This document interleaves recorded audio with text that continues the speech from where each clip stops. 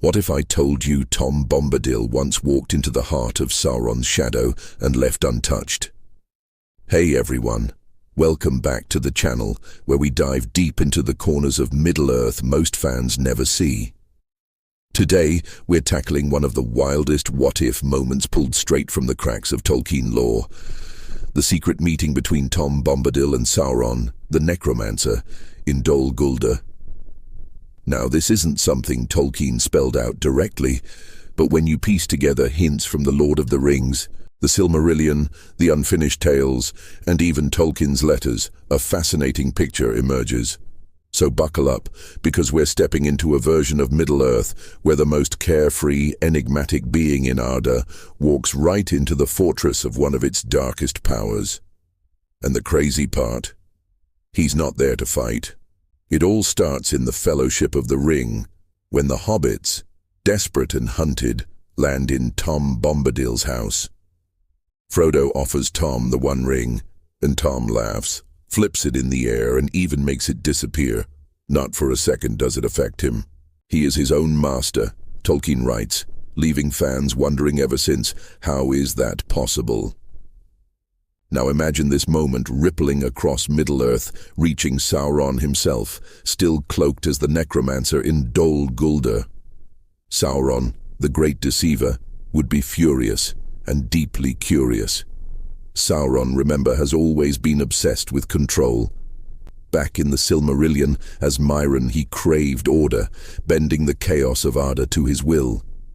The One Ring was his ultimate instrument, and yet here was a being who shrugged it off like a toy. For Sauron, that wasn't just strange. It was a threat to his entire worldview. The whispers of Bombadil's power would have reached Dol Guldur through countless channels. Maybe through corrupted beasts in the old forest, or twisted spirits that felt Bombadil's presence like a disturbance in the weave of Arda itself.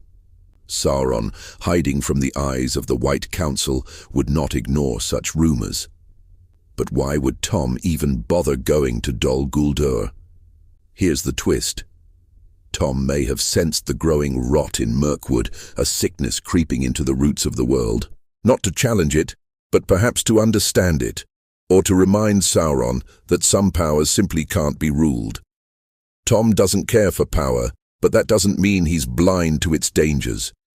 And so at some unknown hour, Bombadil steps into Dol Guldur, smiling, untouched, humming an old song. The one creature in Arda to whom the shadow means nothing. For Sauron, this wasn't just a visit. It was an insult. And that's where the real tension begins. Picture this. Somewhere on the edges of Mirkwood, Radagast, the most overlooked of the Astari, senses the dark pulse of Dol Guldur growing stronger.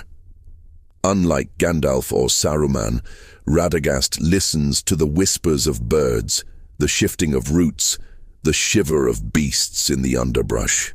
It's through these signs that he realizes something ancient is stirring, and that Tom Bombadil, of all beings, might be the only one capable of walking into the shadow unscathed. Now here's the kicker. Radagast was never much for council halls or great battles. In The Hobbit, Gandalf describes him as a master of shapes and changes of hue, and a friend of all beasts and birds. But that doesn't mean he's unaware of the stakes. From Unfinished Tales, we know Radagast was already keeping watch near Dol Guldur for the White Council.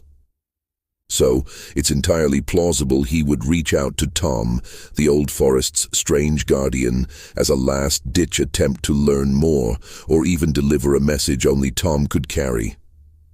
Radagast's role here is crucial because he bridges two worlds: the formal vigilance of the wise and the wild, unpredictable forces of nature. He's the one who sees Tom not as a relic or harmless oddity, but as a potential key. And knowing Tom, the only thing that would convince him to leave his lands would be a genuine, heartful plea.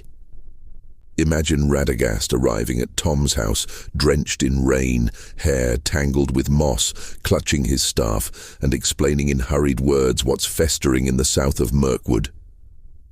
Tom, laughing gently, listens, not because he fears Sauron, but because he knows the land itself is crying out. That alone is enough to set him walking toward Dol Guldur, humming songs older than the hills. Meanwhile, inside Dol Guldur, Sauron waits, maybe not expecting Tom specifically, but sensing something on the move. Tolkien tells us in the Silmarillion that Sauron's greatest strength was his mastery of fear and deception.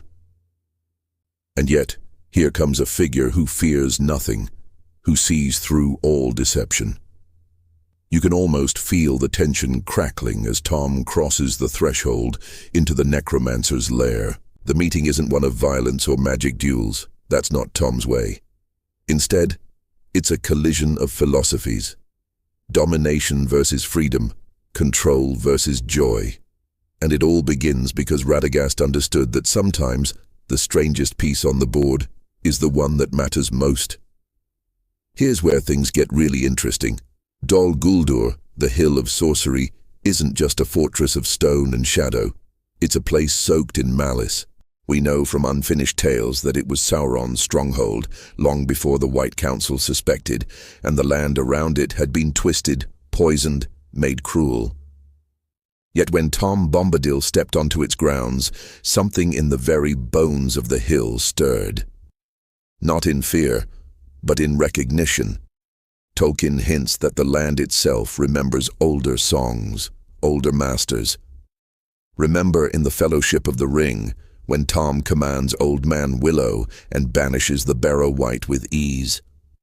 That's not just personal power, that's a connection to Arda's deep magic. As Bombadil approached Dol Guldur, the fortress, built on centuries of fear, lightly felt cracks appear in its spellwork.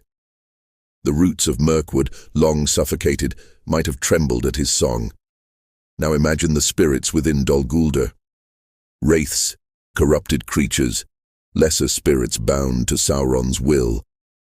They would have sensed Tom as a disturbance, a ripple in the dark pool.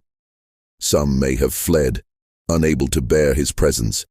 Others may have watched in confusion, their ancient memories stirred by his voice. This is no ordinary intruder, no elven lord or wandering wizard. Even the Nazgul, if present at that time, would have been unsettled. The ring-wraiths bound to Sauron's will thrive on fear, and yet Bombadil exudes none. In the Silmarillion, we learn that evil, for all its power, is always parasitic on good. When faced with something utterly free and incorruptible, it loses its grip. Dol Guldur's defenses, for the first time in centuries, wavered. Inside his tower, Sauron would have felt this shift instantly. In his letters, Tolkien described Sauron as one who hates the very idea of freedom. So here's Bombadil, the embodiment of freedom, wandering into his fortress without invitation or fear. This wasn't just a magical weakening, it was a psychological blow, a sign that Sauron's dominion had limits he hadn't counted on. And Tom? He probably barely noticed. To him it was like walking through a tangled, sick garden, one he couldn't heal, but could momentarily ease. That's the beauty of this moment. The most powerful, liberating force arrives without fanfare, rattles the walls of evil and just keeps humming his tune. This is where things get downright eerie. When Tom, Bombadil and Sauron finally come face to face inside Dol Guldur, they don't trade threats in the Black Speech or argue in Westruun. No, they speak in the oldest tongue of all, the language of the Ainur, the ones who sang the world into being. From the Silmarillion, we know that before the shaping of Arda, there was only the music of the Ainur, a cosmic song that shaped light, land, water, and life. Sauron, as Myron, was part of that music. Bombadil, well, Tolkien never pins down exactly what Tom is, but he hints in his letters that Tom represents something outside the struggles of power, possibly even tied to Arda's earliest days. So when these two meet, it's not a clash of wizards. It's a conversation between beings who remember the first notes of the world. Imagine that moment. In the dark heart of Dol Guldur, Sauron drops his countless masks, and Tom, for once, stops his playful rhymes. What's left is a raw, primal exchange. Words older than Elvish, older than Entish, words that even the Valar themselves might pause to hear. No spell casting, no roaring challenge, just the heavy silence of two ancient minds measuring each other. But here's the twist. While Sauron is driven by hunger, by the urge to bend that original music to his will, Bombadil has no such desire. That's what makes their dialogue so strange and so unsettling for Sauron. Tom speaks with no agenda, no fear, no longing for dominance. In a way, Sauron is arguing with the embodiment of everything he tried to crush and control, and it drives him mad. Tolkien hints in the letters that evil doesn't comprehend pure joy or freedom. Sauron can't wrap his mind around someone like Tom, who simply is, without wanting more. So this conversation, if it happened, wasn't about negotiating power. It was about Sauron running headfirst into the limits of his own understanding. And Bombadil, he probably walked away from that meeting with the same light step he walked in, maybe humming a tune even Sauron couldn't quite remember. But in that brief exchange, something inside Dol Guldur cracked, a reminder that even the darkest fortress stands on a world that was once born in light and song. Here's where things really hit the emotional core. Picture it inside Dol Guldur, where the very air tastes like rotten despair. Tom Bombadil, the oldest, freest spirit in Middle-earth, stands before Sauron and doesn't challenge him to battle, doesn't bind him with spells, doesn't even threaten him. Instead, Tom offers Sauron a choice. We know from the Silmarillion that Sauron wasn't always evil. As Myron, he was once a mire of Auli, drawn to order and perfection. What pushed him to ruin was his surrender to Melkor and his eventual obsession with control. Tolkien hints in his letters that even the worst of the Ainur had the possibility at least once to repent. So imagine Tom standing there, smiling softly, extending a hand, not out of naivety but out of a deep understanding of the world's brokenness. This moment wouldn't be a grand speech or a sermon. Tom's offer would come in a simple line, maybe something like, "You need not carry this shadow, old one." No demands, no bargains, just an open door. And for the first time in an age, Sauron would feel the weight of a path he chose long ago. Of course, we know the answer. Sauron, consumed by pride, by the vast machinery of his own evil, would sneer at the offer. Tolkien makes it clear that by the time of The Lord of the Rings, Sauron's will to repent had been burned away. But that's what makes Bombadil's offer so powerful.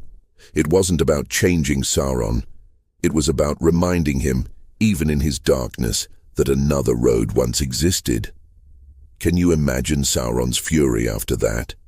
To be offered mercy not by a rival, but by someone who didn't even see him as an enemy, just as another part of Arda, out of tune with the song. That kind of mercy stings worse than a sword. And Bombadil? He would have left Dol Guldur with no anger, no triumph. Just the same light step, perhaps even a touch of sadness.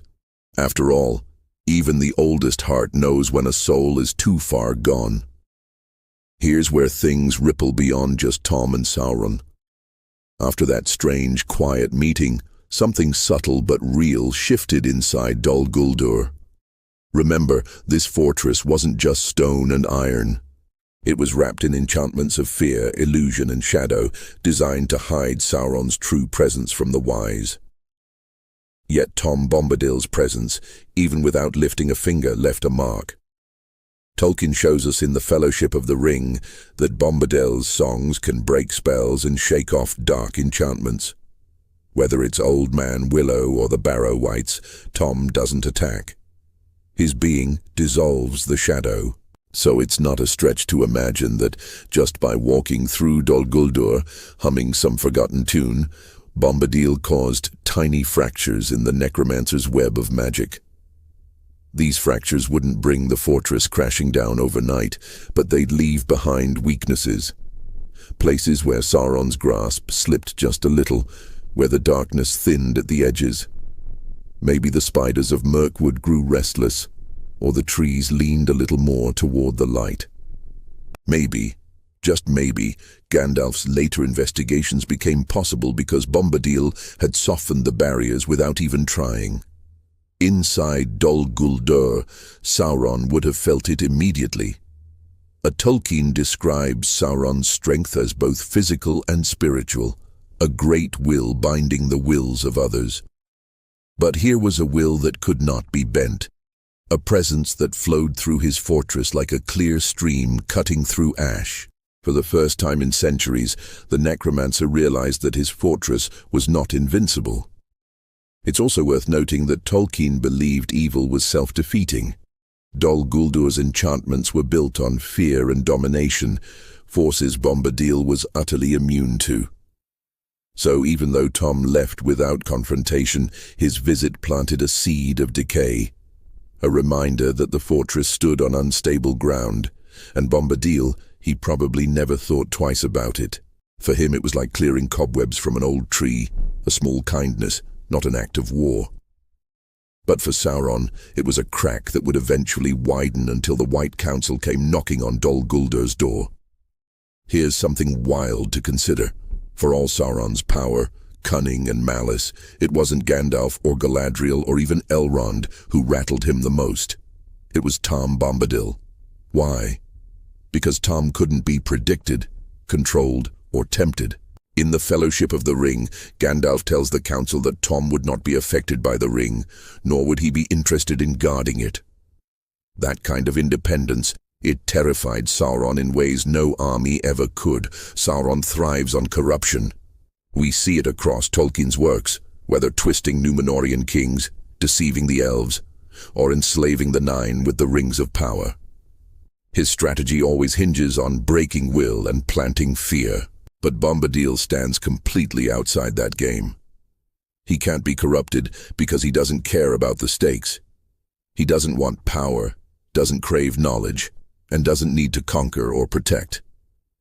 That's what makes him so dangerous to Sauron's worldview. Imagine Sauron watching Gandalf, Saruman, Galadriel. He can calculate their moves, anticipate their desires, exploit their weaknesses. But Tom, he's the joker in the deck, the piece that won't follow the board. Even the ring itself, the heart of Sauron's power, becomes a toy in Bombadil's hands. This realization would have shaken Sauron in ways few things ever did. It's worth noting that Tolkien himself points to this fear indirectly. In his letters, he suggests that the Free Peoples couldn't give the ring to Tom, because Sauron would simply overpower the rest of Middle-earth, leaving Bombadil isolated. But beneath that, there's a fascinating layer. Even if Sauron conquered all, he could never conquer Tom. That's the kind of challenge that eats away at a Dark Lord's mind. Inside Dol Guldur, Sauron likely put on a face of cold indifference during the meeting. But beneath it, there had to be that gnawing dread, the kind of dread that comes when you meet something you can neither destroy nor bend. And that, for Sauron, was a torment far worse than any battle. As for Bombadil, he likely saw Sauron as just another troubled creature, a lost Maya playing at kingship. No hatred, no fear. Just a moment of quiet recognition and a soft farewell. That's what made Sauron's fear all the sharper. Bombadil didn't even need to try to unsettle him. Now let's talk fallout. After Tom Bombadil left Dol Guldur, Sauron didn't just sit back and shrug. This encounter forced him to rethink everything. Tolkien makes it clear throughout the Silmarillion and the Lord of the Rings that Sauron is a master strategist, always adapting, always plotting, and running into someone like Bombadil, who shattered every expectation, would have hit him like a slap in the face. Sauron learned something critical from this meeting. There are forces in Middle-earth that can't be dominated by power alone. Up to that point, his plans had relied on ensnaring minds, corrupting Númenórean kings, ensorceling the Nine, tricking the elves with the rings. But Bombadil, that path was closed. So Sauron doubled down on what he could control: armies, fear, physical domination. That's why, when he eventually abandons Dol Guldur and returns to Mordor, his focus shifts fully toward open war. Tolkien hints at this change in tone during the Council of Elrond. The idea that the enemy was openly preparing for war marks a shift from centuries of secrecy. Could it be that meeting Bombadil helped push Sauron toward this bolder, more desperate strategy? Very possibly. After all, if you can't control the unpredictable, you go after everything else. Inside Dol Guldur, Sauron's brooding after Bombadil's visit probably darkened the atmosphere even further. His servants, the Nazgul, the dark creatures, would have felt the shift. Plans that once included deception and slow corruption likely snapped toward invasion, conquest, brute force. The Necromancer was no longer just playing in the shadows. It's one of those moments that reshaped Middle-earth, even if no one else knew it happened. The free peoples of Middle-earth never hear about Bombadil's visit to Dol Guldur, but they do feel the wave of war that comes crashing toward them soon after. It's a classic Tolkien touch. The smallest, quietest encounters often carry the greatest weight. And as for Bombadil, well, he went back to his forests, back to Goldberry, back to his little songs. But the ripple of his presence lingered in Sauron's mind, driving the Dark Lord to prepare for a war that, in the end, would bring about his own downfall. Here's something people often overlook. Tom Bombadil isn't just a quirky forest spirit. He's part of a pair. Goldberry, the river daughter, is the heart of his world, the gentle force of nature that balances his wild, ancient energy. So when Tom stepped into Dol Guldur, it wasn't just his presence that mattered. It was hers too, carried like a whisper on the wind. In the Fellowship of the Ring, Tolkien paints Goldberry as deeply connected to the land, the rain, the rivers. She's not a passive figure. She's the life pulse of nature. So even if she didn't physically walk with Tom into Dol Guldur, her essence traveled with him. It's easy to imagine the air inside that dark fortress changing just slightly, the damp rot lifting, the stillness breaking, as if the fortress itself remembered a time before Sauron's corruption, and that would have mattered in Mirkwood, where nature was under siege. The spiders, the twisted trees, the poisoned roots, all of it was a result of Sauron's spreading influence. With Goldberry's essence brushing against the edges of Dol Guldur, some corner of the forest might have stirred back to life, if only for a moment. A small, temporary resistance to the darkness. Inside Dol Guldur, Sauron would have sensed that too. Not just Bombadil's maddening freedom, but the life force that surrounded him, the part he couldn't corrupt, couldn't twist into another tool. That realization likely sharpened his urgency. He wasn't just fighting men and elves, he was trying to dominate the land itself. And the land was pushing back in ways he hadn't expected. We shouldn't underestimate the symbolic power of Goldberry here. Tolkien's world is soaked in the idea that no great evil can fully erase the beauty that came before it. Goldberry's invisible touch on Dol Guldur was a reminder of that older beauty, a glimpse of the world as it was meant to be, before Morgoth, before Sauron, before the Shadow. And as always, Tom and Goldberry didn't need to announce any of this. No proclamations, no armies. Just a quiet presence that cracked the foundation of one of the darkest places in Middle-earth, leaving Sauron rattled and the land just a little less broken. Now here's the real mind-bender. While Bombadil and Sauron crossed paths inside Dol Guldur, the Valar, the great powers beyond the world, were almost certainly watching. Tolkien's writings, especially in the Silmarillion and the Letters, remind us that the Valar rarely interfere directly in Middle-earth's affairs. They send the Astari. They shape fates from afar, but they don't storm in with armies. And this moment between Bombadil and Sauron, it would have caught their attention. Imagine Manwë on his high seat in Tanicatil, watching the music of the Ainur still playing out across the world. Here's Sauron, once Myron, a fallen Maya, now coiled in his own fortress of shadow. And into his lair walks Tom Bombadil, a being so strange even the Valar don't quite define him. Maybe a spirit of Ardor itself, maybe something older.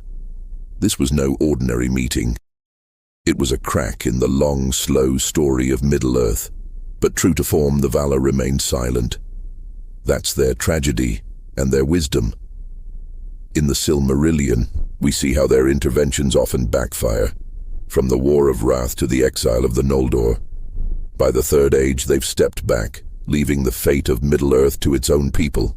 Still, they would have watched Bombadil's visit, seeing in it both the stubborn persistence of good and the stubborn refusal of evil to repent.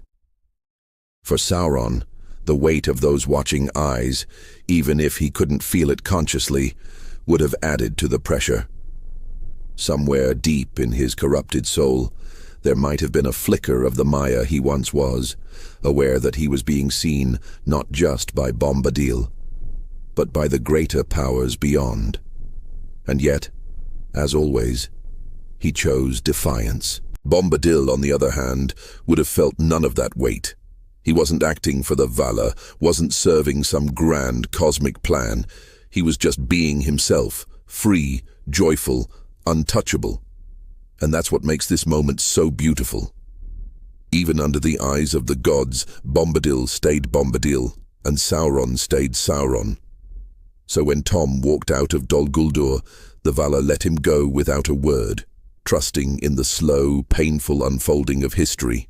And Sauron, he turned back to his shadows, his fear sharpened, his war plans hardening, but knowing, and in some buried corner of his being, that Middle-earth held powers he would never master.